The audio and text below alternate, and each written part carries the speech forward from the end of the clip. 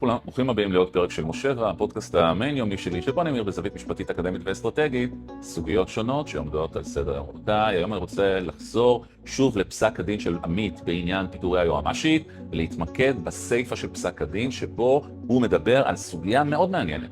הסוגיה של החשש של בית המשפט העליון שהממשלה לא תציית לפסקי הדין שלו.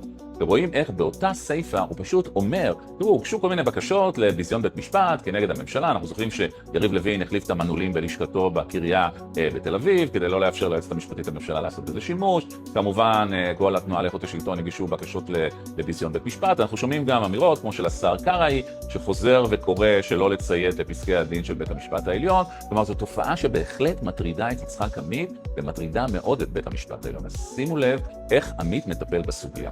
עמית בא ואומר, תראו, הוגשו בקשות, החלטתי בנסיבות העניין שאין צורך ואין טעם שאני אוציא צו על ביזיון בית משפט כנגד גוף כזה או אחר בממשלה. אבל הוא מעביר מסר מאוד ברור, שבפעם הבאה שזה יקרה, הוא כן הולך לעשות את זה. ועוד חוזר ואומר בפסק הדין שחובה על כל הגורמים לפעול על פי פסקי הדין שלו. רבותיי, עצם זה שעמית צריך להגיד את הדבר שאמור להיות המובן מאליו, זה כבר מעיד על עומק הבעיה. עמית יודע טוב מאוד שאנחנו מתחילים להתקרב בצעדי ענק לרגע של המשבר החוקתי, כי כמו שהזהיר סולברג, ברגע שאתה מותח את החבל יותר מדי, בסוף החבל נקרע, ועמית אימץ גישה בלתי מתפשרת, קיצונית, יהירה, שמקבלת רוח גבית מהאבות של היוריסטוקרטיה, מאהרן ברק ואסתר חיות, וכל החבר'ה מהפורום הזה של העמותה למשפט ציבורי, בכנס שהם היו שם בחיפה, כונס קיצוני, יוריסטוקרטי, אנטי דמוקרטי, והם דוחפים אותו להיות עוד יותר קיצוני ועוד יותר קיצוני, כי ברק רוצה לשמור את המורשת שלו. הוא יעשה את הכל בשביל זה, והוא לא רואה ממטר. בעניין הזה הוא לא רואה ממטר, וזה מה שעמית עושה. הוא בא ומעביר מסר מאוד ברור לפוליטיקאים, אל תתעסקו איתי, פעם הבאה אני הולך להוציא צווים על ביזיון בית משפט כנגדכם. אתם תחקרו ואתם עלולים להיכנס לכלא על הדבר הזה. רבותיי, זה דבר לא טריוויאלי. עכשיו בואו ננסה להבין מה החשיבות של היועצת המשפטית לממשלה בכל הסיפור הזה של האי-ציות.